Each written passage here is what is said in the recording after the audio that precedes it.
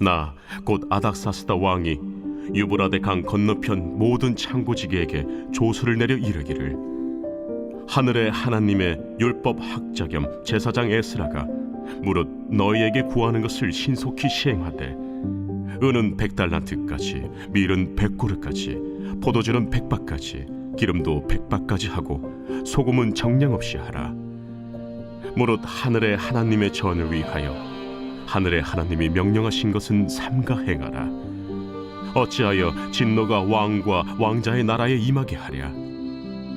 내가 너희에게 이르노니 제사장들이나 레위 사람들이나 노래하는 자들이나 문지기들이나 느디님 사람들이나 혹 하나님의 성전에서 일하는 자들에게 조공과 관세와 통행세를 받는 것이 옳지 않으니라 하였노라.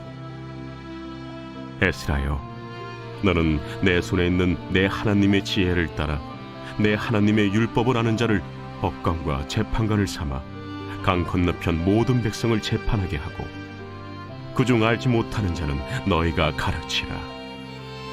무릇 내 하나님의 명령과 왕의 명령을 준행하지 아니하는 자는 속히 그 죄를 정하여 혹 죽이거나 귀양 보내거나 가선을 몰수하거나 옥에 가둘지니라. 우리 조상들의 하나님 여호와를 송축할지로다. 그가 왕의 마음에 예루살렘 여호와의 성전을 아름답게 할 뜻을 두시고, 또 나로 왕과 그의 보좌관들 앞과 왕의 권세 있는 모든 방백의 앞에서 은혜를 얻게 하셨도다.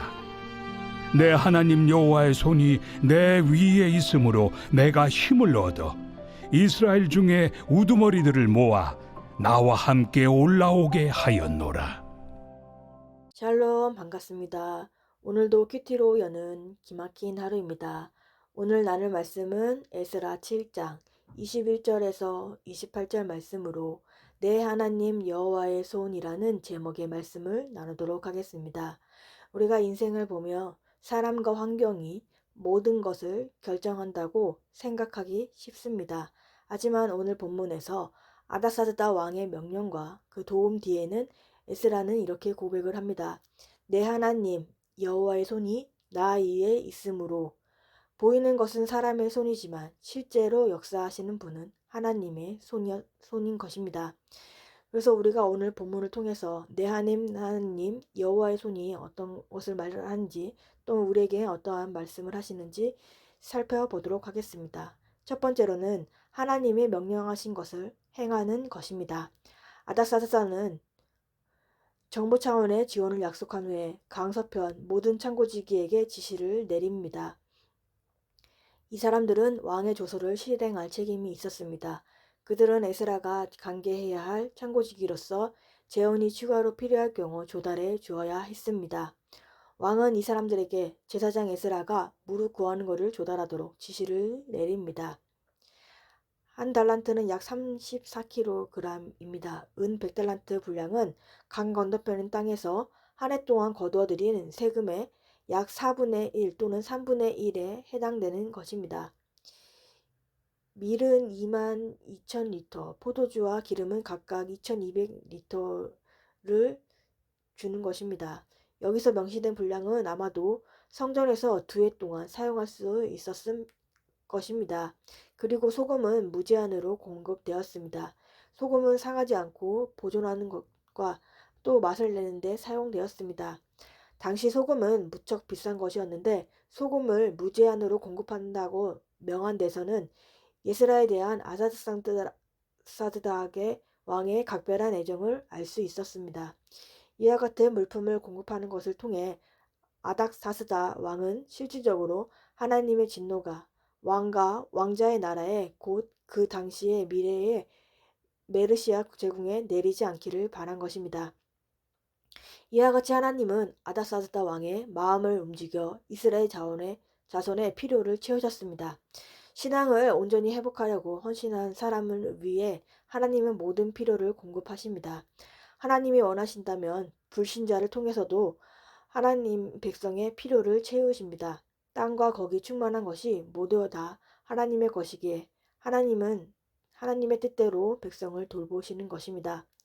아닥사스다 왕이 베푼 특혜는 하나님의 은혜입니다. 그는 성전에서 봉사하는 모든 이의 세금을 면제해 줍니다. 당시 바사 제국의 내에 다른 신전의 신관들도 세금을 납부했던 관례에 비추어 볼 때 이는 유례없는 특혜인 것입니다. 이 아다사다 왕은 하나님이 명령하는 것은 삼가 행하라고 명령합니다. 삼가 행하라는 것은 지체 말고 빠짐없이 철저히 실행하라는 것입니다. 하나님의 일을 인생의 가장 두렵고도 영광스러운 특권으로 여기며 온 마음과 정성을 다해 신속하고 정확하게 완수하라는 명령인 것입니다. 신명기 5장 32절에는 이런 말씀이 있습니다. 그런즉 너희 하나님 여호와께서 너희에게 명령하신 대로 너희는 삼가 행하여 자로나 우로나 치우치지 말고라고 합니다. 삼가 행하라는 것은 하나님의 명령을 인생의 최우선으로 두는 태도인 것입니다. 우리의 상황에 따라 순종의 강도를 조절하는 것이 아니라 명령 그 자체에 온 마음을 쏟아붓는 온전한 몰입을 의미합니다. 자로나 우로나 치우치지 말라는 것은 우리의 안녕을 위해 하나님의 명령을 이용하거나 우리의 형편에 맞춰 적당히 타협하지 말라는 경고입니다. 오직 하나님이 명령하신 대로 신속하고 정확하게 행할 때 우리는 비로소 물처럼 연약한 존재에서 하나님의 권능을 나타내는 통로가 되는 것입니다. 황제는 어찌하여 진노가 왕과 왕자의 나라에 임하게 하랴라는 고백을 합니다. 이는 세상의 권력자 위에 계신 재판장으로서의 하나님을 인정하는 것입니다. 대단한 황제도 하나님의 진노를 두려워하는 것입니다. 하나님은 이방 왕의 두려움까지도 사용해서 자기 백성의 예배를 회복시키고 있습니다. 세상의 권력자가 모든 것을 진 것 같아도 실제로는 그들의 마음을 움직이시는 분은 하나님이신 것입니다. 우리는 어떠한가요? 하나님의 명령을 가볍게 여기면서 우리의 안녕을 위해 하나님을 이용하려 들고 있지는 않습니까? 하나님의 이 일을 인생의 가장 두렵고도 영광스러운 특권으로 여기며 온 마음과 정성을 다해 신속하고 정확하게 하나님이 명령하신 대로 행하며 살아가는 우리들이 되어야 하는 것입니다. 적은 질문으로는 우리가 가장 두려워하는 것은 무엇인가요? 관계입니까? 하나님입니까? 우리는 하나님의 명령을 가볍게 여기며 우리의 안녕을 위해 하나님을 이용하려 하고 있지는 않습니까? 두 번째로는 내 하나님 여호와의 손에 들리는 것입니다. 왕은 에스라에게 법관과 재판관을 임명할 권리를 줍니다. 이는 유다 지역에 독립적 사법권을 주는 것으로 하나님의 율법에 따라 이스라엘 법을 만들고 살아갈 권리를 주는 것입니다. 왕은 에스라가 법관과 재판관을 세워 백성이 율법을 지키게 하고 가르치고 감독해야 한다고 합니다. 그 법을 준수하지 않는 사람은 사형, 추방, 재산, 몰수, 체벌 등의 처벌을 받을 것이라고 합니다. 이 지시를 통해서 에스라가 가르치는 하나님의 말씀이 세상의 법의 기초가 되는 것을 알 수 있습니다. 세상의 법이 율법의 가치관의 일부를 반영하고 있지만 우리는 그 기준을 뛰어넘어 하나님의 법을 우선시 여기면서 거룩한 삶을 살아가야 하는 것입니다. 내 하나님 여호와의 손이 내 위에 있으므로 라면서 내가 힘을 얻어 라고 합니다. 성경에서 여호와의 손은 하나님의 권능, 보호, 섭리를 상징합니다. 단순히 손에 얹혀 있다는 상태를 넘어 하나님의 능력이 에스라의 삶을 구체적으로 주관하고 밀어주고 있는 것을 뜻하는 것입니다. 왕이 에스라를 총애하고 높이 등용하는 것은 그의 능력과 품성과 재주 때문이었을 것입니다. 그러나 그는 자신은 자기가 그러한 호의를 입는 것은 전적인 하나님의 자비로 말미암은 것이라고 고백을 합니다. 자신의 힘을 얻은 것은 여호와의 손으로 말미암은 것이라고 인정을 하는 것입니다. 하나님의 손이 우리 위에 있을 때 우리는 모든 일에 담대하고 활기차게 되는 것입니다. 그러나 그 손이 거두어질 때 우리는 물처럼 연약한 존재가 되는 것입니다. 앤드류 머레이는 이렇게 말합니다. 하나님의 은혜가 우리를 떠난다면 우리는 순식간에 어둠과 교만과 죄 가운데 흩어지게 됩니다. 우리의 선함이나 강함은 우리 자신의 것이 아니라 하나님께로부터 잠시 빌려온 것이기 때문에 우리가 물처럼 연약하다는 사실을 깨닫는 것은 비극이 아닙니다. 그것은 오히려 하나님의 무한한 능력을 경험할 수 있는 최고의 기회입니다. 하나님의 손이 장갑처럼 우리를 감싸고 있을 때 우리는 그 손의 힘으로 세상을 이긴다라고 말합니다. 에스라가 고백한 여호와의 손은 결국 우리를 위해 예수님을 보내신 하나님의 사랑을 가리킵니다. 우리는 일이 잘 풀리면은 우리의 노력이 때문에 그렇다고 생각하기가 쉽습니다. 그러나 모든 것 위에는 하나님이 계시는 것입니다. 하나님의 손이 있음을 인정할 때 우리가 참된 감사와 겸손을 배우게 되는 것입니다. 하나님께서는 유다 백성을 귀화시키는 목적은 예루살렘에 있는 여호와의 전을 아름답게 하는 것입니다. 에스라는 하나님께서 페르시아 왕의 마음을 움직여서 예루살렘에 있는 여호와의 성전을 아름답게 높이고자 하는 마음을 주셨다 고백합니다. 모든 상황을 이끄시고 이방 나라의 왕의 마음까지 다스리는 그 하나님을 찬양하고 있습니다. 아닥사스의 조서를 받은 에스라는 하나님을 찬양합니다. 바사왕이 자기에게 보여준 호의는 예상했던 그 이상이었습니다. 하나님의 간섭 없이는 일어날 수 없는 일이었습니다. 그는 하나님의 성전을 영화롭게 하기 위해 아닥사스 왕의 마음을 움직였음을 알 수 있습니다. 잠언 21장 1절에는 이렇게 말합니다. 왕의 마음이 여호와의 손에 있음이 마치 불목 같아서 그가 임의로 인도하시니라 라는 말씀의 성취인 것입니다. 그는 왕을 비롯한 그의 보좌관들과 좋은 관계를 이루도록 하나님이 역사하신 데에 또 감사하고 있습니다. 하나님의 손이 귀환할 용기와 여건을 만들어 주셨다고 고백합니다. 전능하시고 의로우신 손으로 지금도 아름다운 뜻을 이루는 하나님을 감사하며 찬양을 올려드립니다.